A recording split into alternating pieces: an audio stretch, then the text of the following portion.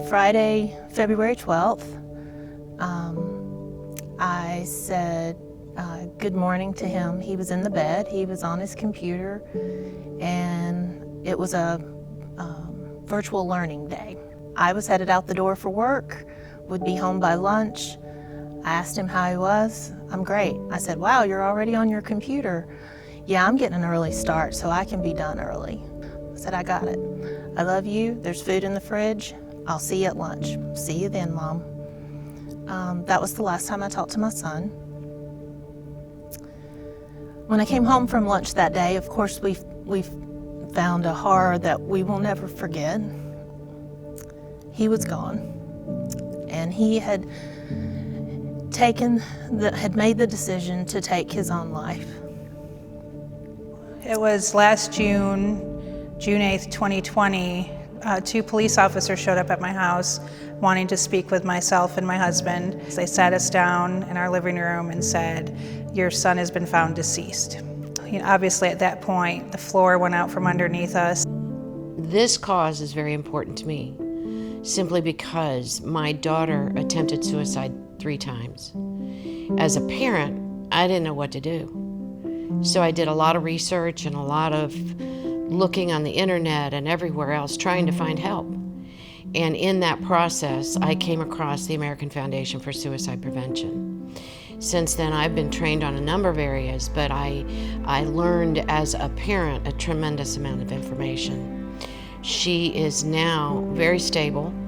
We were able to help her. She is actually a volunteer with AFSP as well and helps put on our Out of the Darkness walk in Statesville every year.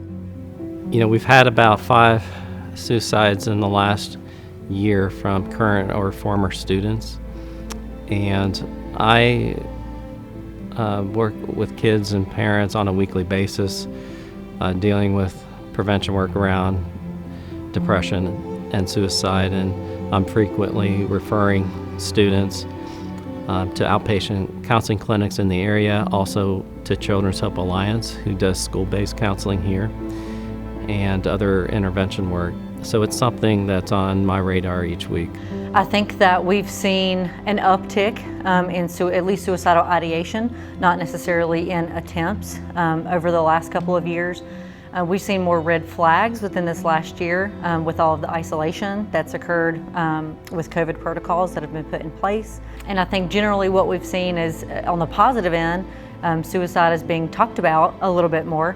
And it's not becoming so taboo to mention that word. But on the flip side, we're still seeing an uptick in youths who are having that ideation and who are considering that as an option for themselves. So with ideation, that's where you see initial thoughts about suicide as an option. That's where you see, how would I do it? When would I do it? Would I even do it? One of the biggest ways kids come into our care for ideation is parents noticing something is different and something is off.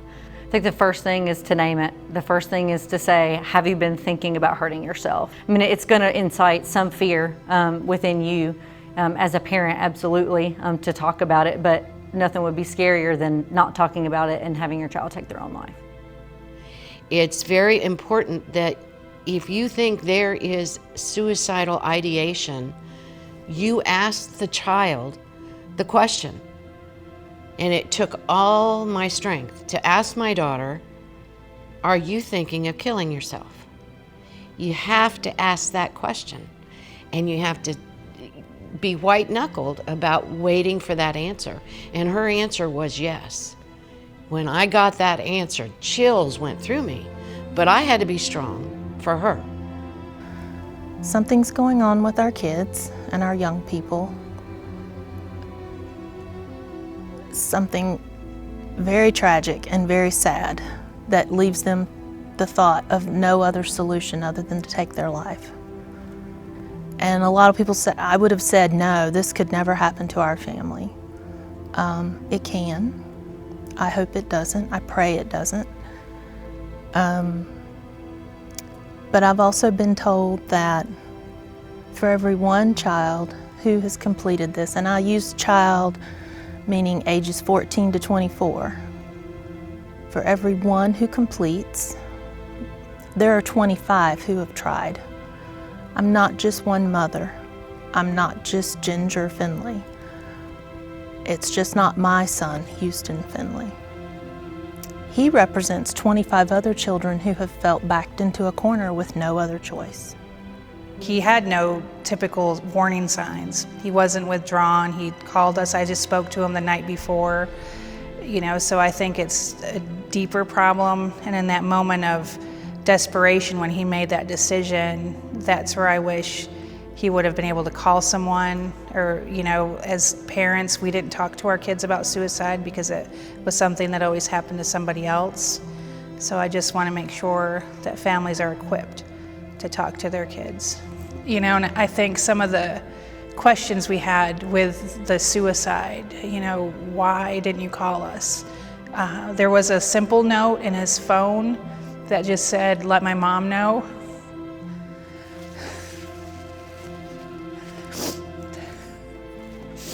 And we still, I don't know if we still cope or not. We have good days, we have bad days. One of the first things I thought as a principal was,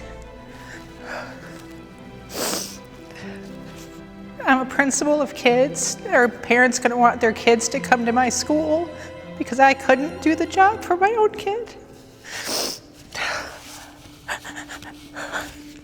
At the time that she attempted suicide, I did not understand any warning signs or risk factors. I was totally uneducated. I was angry with her for being what I thought in my mind was being very selfish and thinking only of how she could get herself out of this pain.